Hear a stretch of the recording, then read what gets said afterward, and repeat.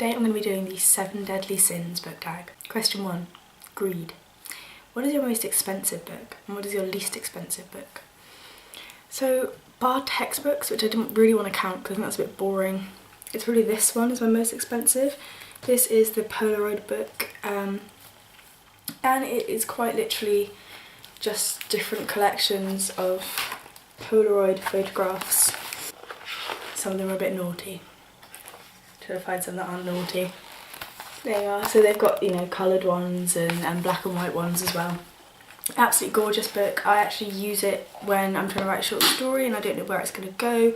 I'll open it up on a random page, take a look. So for example, got quite a nice wooded shot and a black and white wooded shot there. And I'd think, yeah, do you know what, we'll fit a wood in here and we'll go from there.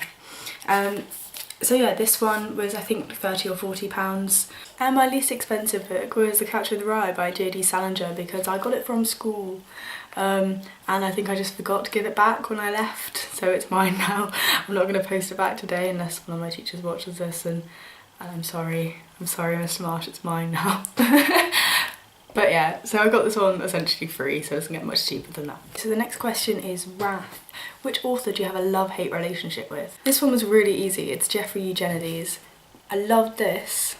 I hated this. The Virgin Suicides I thought was amazing, and I was so excited when I finished it. I bought 2 of his other books and I read Middlesex and I hated it. The writing style is still beautiful, but I don't understand why you need to tell the stories of someone's grandparents and parents before you get to the story of the person the book should be about. It just seems way over the top, and I don't think we gained that much as readers from learning that much. They were lovely stories on their own. Gluttony. Which book have you read over and over again? I don't really read much, but I must have read this 5 or 6 times, and that's quite a lot for me. It's Girl Interrupted by Susanna Kaysen. And sometimes I'll read it if I'm just having a bit of a bad day, and it sort of reminds me that actually, do you know what, you're probably alright, there's nothing too horrendous going on in your life at the minute, and do you know what, you'll be fine. So the next one is Sloth. Which book have you avoided reading due to laziness? The Luminaries by Eleanor Catton. Yeah, I tried, and I really like it. I do, I really like it. I like the writing a lot. It's just huge, and that's why I haven't read it, it's because of the size. What I'm trying to do at the minute is each month I'm picking up one of the big old books that I've been a bit worried to read, and I'm just telling myself to grow up a bit. And so I read it, and I'll talk about that a bit more in my wrap up, by Stephen King last month. And I'm going to go into another George R.R. Martin this next time round for May. So I think this one might be sort of June, maybe July time. Pride. What book do you use to talk about to try and sound like an intellectual reader? I have a few that I'll bring up, but the most marked of them is this big old one here. This is Godelecher Bach by Douglas Hofstadter. It's a bit of a beast, and it's renowned for being very difficult to read. I read it and I loved it.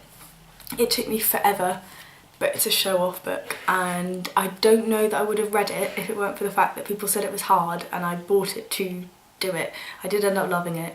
If you like pattern recognition, if you like physics, if you like art, and if you like music, specifically Bach, go and have a go, because it's great fun. It does take a bit of work. It's a very different book to anything I've ever read before, but yeah, this is the one I go on about. So the next one is Lust. What attributes do you find most attractive in male and female characters? So for me, it's a very similar characteristic with both male and female characters. They need to be independent, they need to know what's going on, they need to have their own life. Those 3 things are the basis for it, and after that I want to see compassion and humour, and occasionally I'll go for a good villain.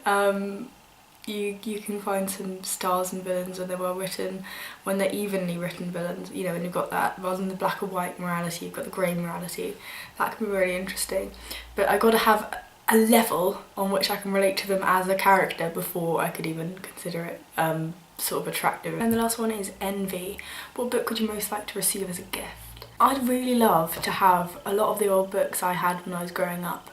I went through a bit of an odd phase when I left for uni, and I got rid of all my children's books that I had up until that point. I either gave them away, I sold them, I gave them to family, but it's meant that I started from university with no books in my collection, and one of the things I'd really like to be able to have would be a full, beautiful box set of all the Harry Potter books, because I've only read them through once, sort of every one of them once, if that makes sense. Some of the earlier ones I've read a fair few times, but I'd love to reread them, but I don't want to buy them in a sort of scuzzy edition. I want to get a lovely, beautiful box set of them, but you are looking, you know, quite expensive when you look at that. That would be a perfect gift for me. Okay, so hopefully you've enjoyed that and you've seen how sinful I am with my reading.